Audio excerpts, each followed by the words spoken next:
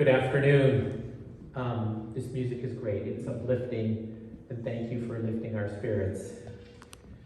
I'm going to call him Coach Kamb because that's how he was known by so many in a loving way. And I want us to turn the clock back a bit to 1964, right? Which is 10 years after Coach Kamb started his teaching career at Roosevelt Junior High School, and 9 years after he started teaching at Harry L's when it first reopened as a high school.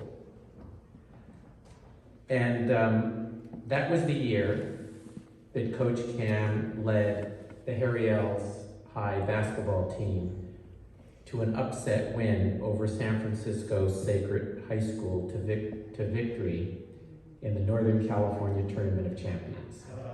Some of you remember that? It was the only Tournament of Champion win for Harry L's during its history. But I think that basketball season and that championship exemplifies the meaningful and amazing career of Coach Kamb, because it exemplified his commitment to helping his students achieve at levels beyond their expectation.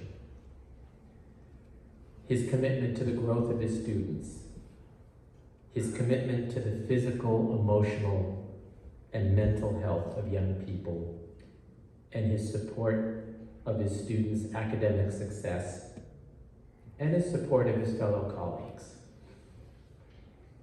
That's why we're all here today, to honor Coach Kamb's long career as an educator, a coach, an administrator, a health professional, a community leader for nearly 70 years.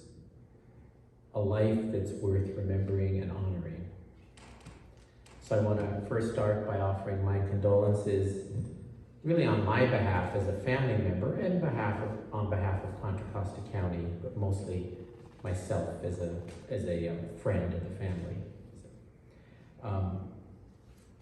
Especially his wife, Margaret, who can't be here today, and his children, Nancy and Carl. You know you had an amazing father who touched thousands of lives. I know you already know this, but I always heard stories from former students about Coach Kamb. How he made a difference in their lives, how he inspired them to be healthy, to achieve, to be a team player, and to respect others. In fact, just recently I attended a celebration of life for Coach Randy Enos, who was of course a student also at Harry L's and Kennedy while Coach Kamb was there, and went on to become an administrator and school board member. And I heard at that gathering a couple of weeks ago fondness and stories about Coach Kamb. It was the same assembly of the Kennedy family, and there was side conversations about Coach Kamb. I first met Coach Kamb when I was 9 years old because my father would take me to Kennedy High School the first year it opened, where he was a teacher in 1967. I remember meeting Coach Kamb, Coach Todd Malini, some other individuals there at the time, because my father taught at L's the last year that it was open in 66, 67, and then was among those group of teachers, along with Coach Kamb, who moved over to Kennedy High School in 1967, 68. An amazing group of teachers and students, just a wonderful time.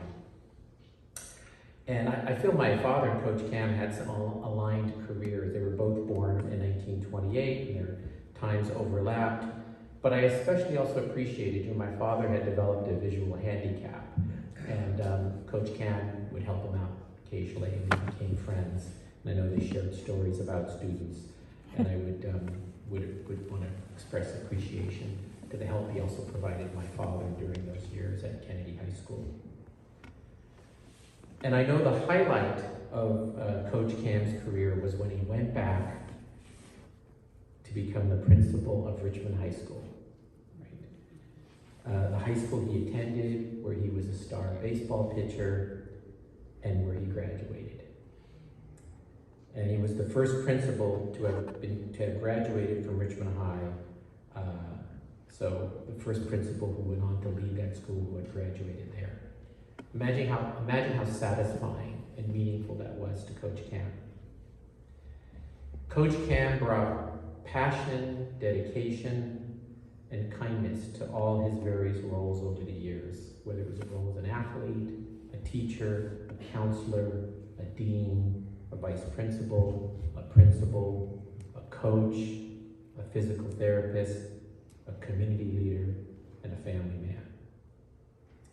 And you know, Coach Kamb didn't need to say a lot of words to have an impact on others, right? He was always direct and every word counted. I had a chance to have lunch with Coach Kamb almost weekly and to work with him on community service projects when we were both in the Richmond Exchange Club back in the 1980s and 90s. And he always brought a positive attitude, a can-do attitude, and a good sense of humor to our lunches and to the projects we worked on. For him, it was always about service to others. So Coach Kamb represents the best of us, the best of our educators and public servants here in our community. And he had a full life. And the thousands of his former students over the decade are his legacy. He lives on through their work, through their lives, and their contributions to the community. How many of you were colleagues or former students of Coach Kamb? So he lives on through all of you in the ways that he influenced our lives. And I want us to sort of think that even though we've lost a great educator, coach, and community leader, his memory lives on. So let's remember that championship season, that championship game in 1964, where he inspired his team to achieve at their highest level.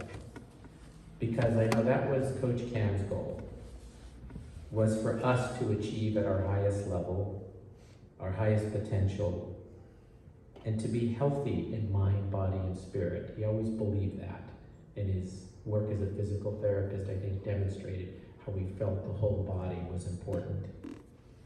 And he had faith in all of us to be our best.